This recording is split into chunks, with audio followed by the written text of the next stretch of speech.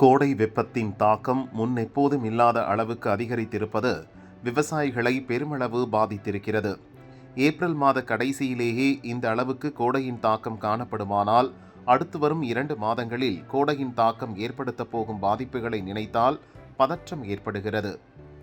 கோவை மாவட்டத்தில் 60 ஆண்டு கனவு திட்டமான அத்திக்கடவு அவிநாசி நிலத்தடி நீர் செறிவூட்டும் திட்டம் நடைமுறைப்படுத்தப்பட்டும் நிலத்தடி நீர் பெருமளவு பாதிக்கப்பட்டுள்ளது.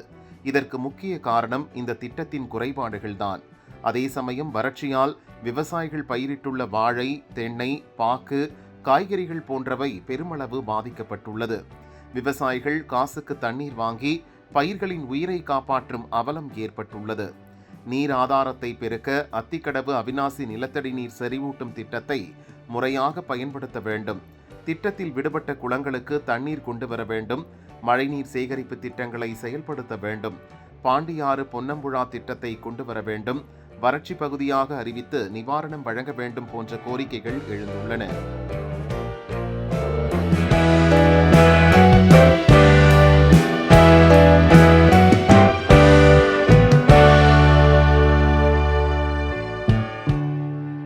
கோவை மாவட்டம் அன்னூர் தாலுக்காவில் இந்த தொட்டினூர் பிள்ளைமலை கிராமம் தொட்டினூரில் இந்த வருஷம் பார்த்தா இவ்வளோ வருஷத்தில் எங்கள் அப்பா காலத்தில் இல்லாத வறட்சி இந்த வருஷம் 2017 அப்புறம் அப்போ ஒரு வறட்சி இருந்ததுங்க. இருந்தும் அது சமாளிச்சிட்டோம். ஆனால் இந்த வறட்சி சமாளிக்க முடியலைங்க. இப்போ பார்த்தா அண்ணன் பூமிங்குது 2000 இப்போ அதிக திட்டம் வந்துச்சு. தண்ணி எல்லாமே எல்லா தோட்டலையும் ஓடுன்னு சொல்லிட்டு இப்போது தோட்டத்தில் எங்கள் அண்ணன் பார்த்தா 2000 வாழை நட போட்டாருங்க. 2000 வாழை நட போட்டும் சடனாக பார்த்தோன்னா தண்ணி எல்லாமே கம்மியாகி போச்சு. இந்த ஏரியாவில் சுற்றியுமே பார்த்தா 2 மாதத்தில் இந்த ஏரியாவிலேயே ஒரு 100 போர் ஓட்டிருப்பாங்க. 100 போரில் பார்த்தோன்னா ஒரு 10 போரில் தண்ணி இருக்குது. அது எவ்வளோ நாளைக்கு வரும் தெரியாதுங்க. இன்றைக்கி பார்த்தா எங்கள் அண்ணன் ஒருத்தர் போர் ஓட்டாருங்க. 1000 அடி போர் ஓட்டாருங்க. 1.5 தண்ணி வந்ததுங்க. இப்போ பார்த்தோன்னா 1/2 தண்ணி ஆயிடுதுங்க. ஒரு அரை மணி நேரத்தில் நம்ப வேண்டிய ஒரு 2000 லிட்டரு தொட்டி ஒரு அரை மணி நேரத்தில் நம்ப வேண்டியது இன்றைக்கி பார்த்தோன்னா அது 2 மணி நேரம் 1 நேரத்தில் அந்த தொட்டியை நம்புதுங்க. இப்போ கால்நடைகளுக்கும் பிரச்சனைங்க, விவசாயிகளுக்கும் எல்லாம் அடுத்த வாழ்வாதாரம் இன்னும் தெரியாமல் இருக்குதுங்க. போன வருஷம் போட்ட வாழைக்கு சரியான விலை கிடைக்கலைங்க.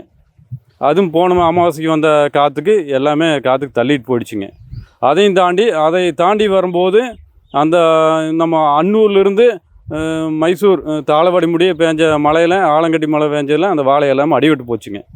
போன வருஷம் போட்ட வாழைக்கு நாங்கள் வெட்ட வேண்டியதுக்கு விலை கிடைக்கல. கிலோ 7 ரூபாய்க்கு வெட்டினோம். கீழே விழுந்துடுச்சுன்னா அது வந்து 3000 ரூபாய்ங்க. இதையும் தாண்டி பார்த்தோன்னா வசதியான விவசாயிகள் பார்த்தோன்னா தண்ணி வாங்கி ஊற்றி தான் பொழப்பத்தண்ணி நடத்திட்டு இருக்கிறாங்க. 4 பொருள் சுத்தமாக தண்ணியில் ஒரு போர் ஓடிட்டு இருந்ததுனால அதுவும் இப்போ வற்றிட்டுது. விவசாயம் பண்ணிகிட்ருக்கிறேன். இப்போ நம்மக்கிட்ட தண்ணி இல்லாதனால ரொம்ப வறட்சி ஆகிடுச்சு. இப்போ தென்னை மரத்துக்கே தண்ணி விடுறதுக்கு டைமர் மாட்டி ஒரு அரை மணி நேரம் 1/4 மணி நேரம் தான் ஓடுது. ஆனால் தென்னை மரத்துக்கே பாயறதில்ல. எங்களுதெல்லாம் ஒரு 10-12 போர் இங்கே போட்டிருக்குறோம். ஒரு 4 ஏக்கரா கூட இல்லை. அதில் 12 போர் போட்டிருக்குறோம். இன்னொரு பக்கம் ஒரு 4 ஏக்கரா இருக்குது. அங்கே 2-3 போர் போட்டிருக்குறோம். எல்லாமே 1200 அடி 1200 அடியில்தான் இப்போ ஓடிட்டு இருக்குது. அது ஓடுறதுக்கு இப்போ டைமர் மாட்டி தென்னை மரத்துக்கே ஓட்ட மாட்டாமல் இருக்குது.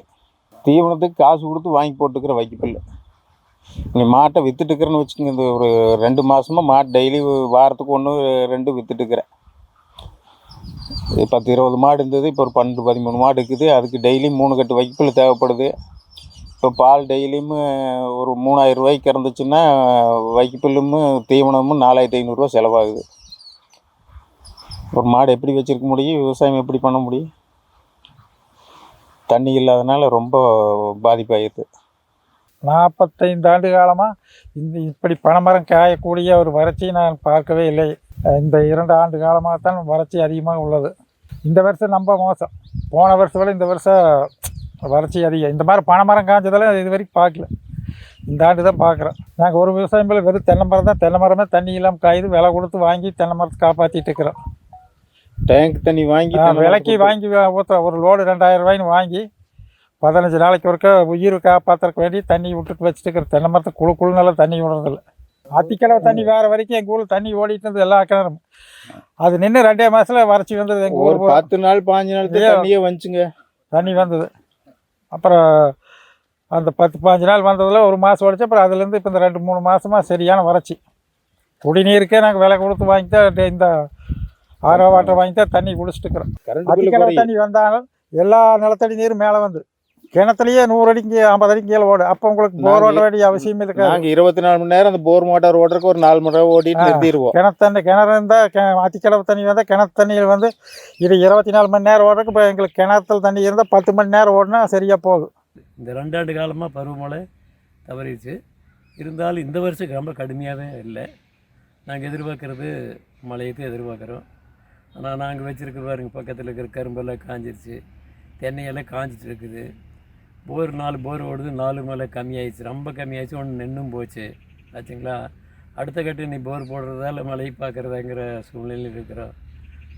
இதனால் விவசாயிகளும் பாதிக்கிறாங்க, ஊர் பொதுமக்களும் பாதிக்கிறாங்க. பஞ்சாயத்துலேயும் குடிநீர் வாழ்வாதாரம் குறைவாயிருக்கு. ஆடு மாடு கோழி எல்லாருக்கும் வாழ்வாதாரமாக கேள்விக்குறியாக இருக்குது.